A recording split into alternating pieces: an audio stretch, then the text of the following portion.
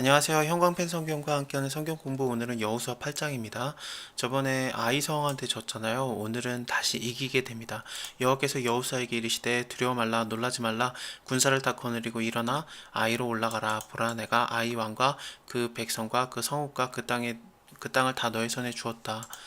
너는 여리고와 그 왕에게 행한 것 같이 아이와 그 왕에게 행하되 오직 거기서 탈취한 물건과 가축은 스스로 취하라.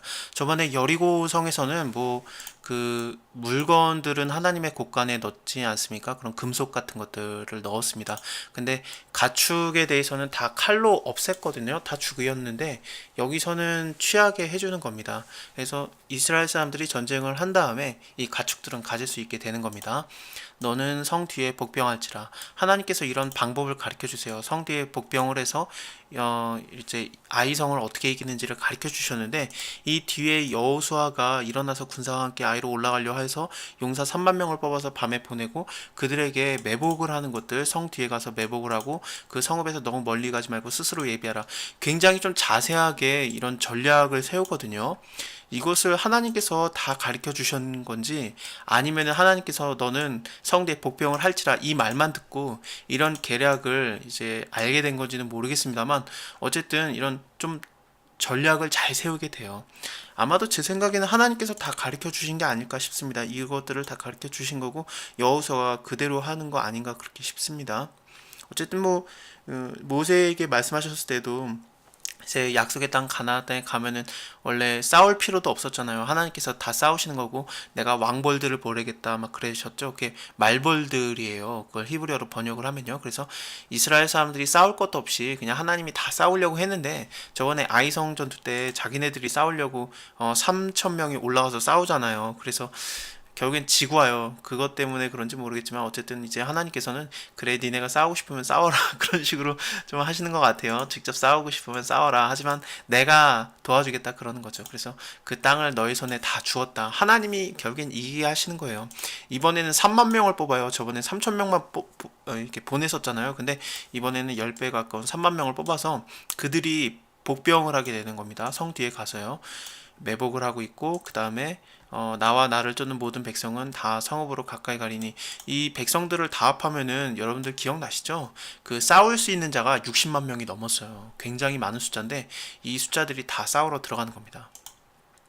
그들이 처음과 같이 우리에게로 쳐 올라올 것이라. 그리할 때 우리가 그들 앞에서 도망하면은 그들이 와서 우리를 따르며 스스로 이르기를 그들이 처음과 같이 우리 앞에서 도망간다 하고 우리의 유인을 받아서 그 성읍에서 멀리 떠날 것이라.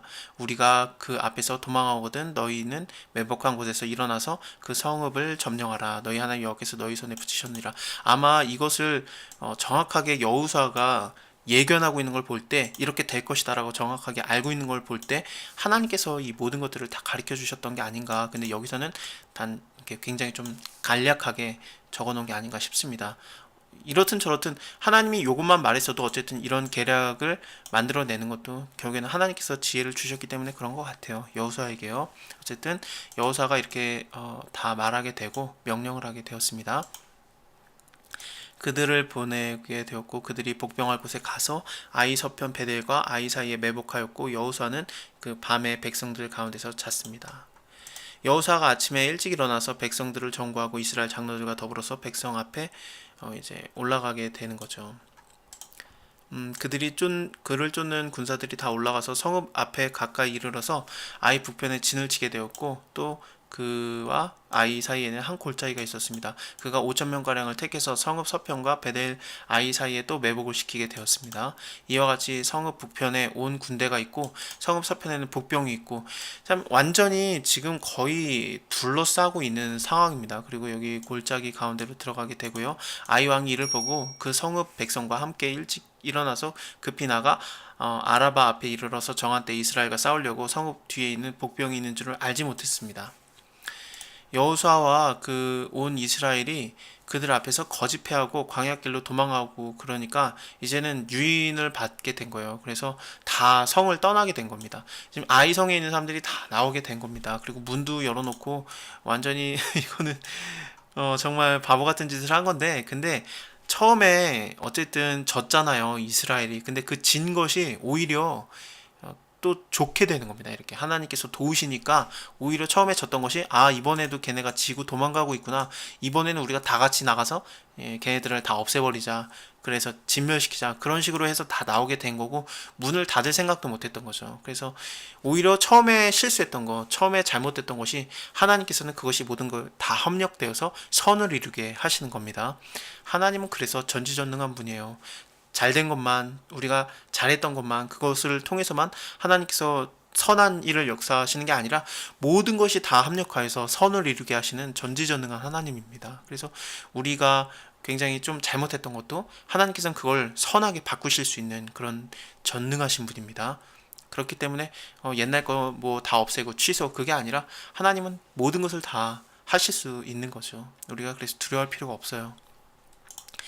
여호와께서 여호사에게 이르시되 네 손에 잡은 단창을 들어 아이를 가리키라. 내가 이 성읍을 너의 손에 주리라. 여호사가 그 손에 잡은 단창을 들어 성읍을 가리키게 되었습니다. 그 손을 드는 순간에 복병이 그 처소에서 급히 일어나서 성읍에 달려 들어가서 점령하고 그 성읍에 불을 놓게 되었어요. 아이 사람이 뒤를 돌아보니까 그 성읍의 연기가 하늘에 닿고 있는 거예요. 그래서 여기도 가지 못하고 저기도 가지 못하고 광야로 도망가던 이스라엘 백성들은 그 다른 자들에게도 돌이켰고 완전히 포위가 되게 된 겁니다. 온 이스라엘이 그 복병이 성읍을 점령한과 성읍에서 이제 연기가 오르는 것을 보고 다시 돌이켜서 아이 사람들을 죽이고 복병도 성읍에서 나와서 다 그들을 치고 이스라엘 중간에 들게 된 거예요. 이제 아이 사람들이요, 전부 다요. 한 명도 못 도망가고 다 죽게 되는 겁니다. 그리고 아이 왕이 사로잡히게 되는데 이렇게 완전한 승리를 갖게 되는 거죠. 이스라엘이 자기를 광야로 따르던 아이 모든 거민을 들에서 죽이게 되고 칼날 앞에 다 이제 진멸하기를 마치게 되고요. 온 이스라엘이 아이로 돌아와서 칼날로 죽임에 그날에 아이 사람 전부가 죽게 되었는데 남녀가 1만 2천 명이다. 사실 이렇게 많은 숫자였습니다. 근데 왜 이스라엘이 처음에 정탐병을 보내고 난 다음에 3천 명만 올라갔었는지 정말 이해가 안 되는 겁니다. 그들은 소수니까 2, 3천 명만 올라가게 하셔서 그러잖아요. 다 올라갈 필요도 없습니다. 그런데 남녀가 1만 2천 명이면 남자만 해서 6천 명, 싸울 수 있는 사람만 해도 거의 3천 명이거든요. 근데 방어하는 입장에서는 더 유리해요. 그래서 공격을 하는 이스라엘에서는 적어도 방어의 3배의 숫자가 들어가야 됩니다. 그래서 339 거의 9천 명, 거의 1만 명 정도가 싸워야 거의 비등비등하게 싸우는 판국이었는데 그때 왜 3,000명밖에 안 올라가는, 교만했던 거죠. 그렇게밖에 볼 수 없어요. 어쨌든 아이 거민을 진멸하기까지 여호사가 단창을 잡아서 든 손을 거두지 아니하였고 그리고 그 가축들을 다 노략을 하게 됩니다. 하나님이 명하신 대로 하게 된 겁니다.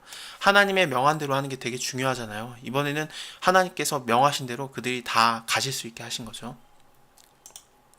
이에 여호수아가 아이를 불살라서 그것을 영원한 무더기로 만들게 되었고 오늘까지 황폐하게 되었습니다. 아이 왕을 저녁까지 나무에 달았다가 해질 때에는 명하여서 그 시체를 나무에서 내려서 그 성문 어귀에 던지게 되고 그 위에 돌로 큰 무더기를 쌓았더니 그것이 오늘까지 있더라. 그 나무에 달린 자들은 저주를 받은 것이다. 우리가 그 모세오경 하면서 봤었죠. 예수님께서도 나무에 달렸기 때문에 저주받은 자가 되는 거거든요. 그건 신약에서 나오게 됩니다. 어쨌든 우리 때문에 저주를 다 받으시는 건데 이렇게 저주를 받게 하는 거죠. 나무에 달았다가 이제 시체를 내리게 되는 겁니다. 때에 여호수아가 이스라엘 하나님 여호와를 위해서 에발산에 한 단을 쌓게 되는데 이거 하나님께서 그 말씀하신 것을 그대로 다시 한번 또 말하게 되는 거죠. 이게 모세에게 했던 거잖아요. 그 에발산과 그리심산에서 결국에는 축복을 명하게 하고 그리고 저주를 명하게 하고 그렇게 하는 건데 이 그리심산 앞에서 그리고 에반산 앞에서 이런 그 축복과 저주를 다 선포하게 하는 겁니다. 하나님께서 말했던 그 모든 율법들, 모세에게 가르쳐줬던 율법들이 이제 기록된 거고 그 다음에 이것을 말씀들을 낭독하고 모세에게 명한 것은 여호수아가 이스라엘 온 회중과 여인과 아이와 그들 중에 동거하는 객들 앞에서 낭독하지 아니한 말이 하나도 없다 이러면서 하나님의 말씀을 다시 한번 강조하는 겁니다. 가나안 땅에 들어가게 되면은 이것을 하라 그랬잖아요. 그거대로 지금 순종하고 있는 거예요. 가나안 땅을 점령했을 때 제일 먼저 해야 되는 건 그것이 무엇인가? 제일 먼저 기억해야 되는 것이 무엇인가?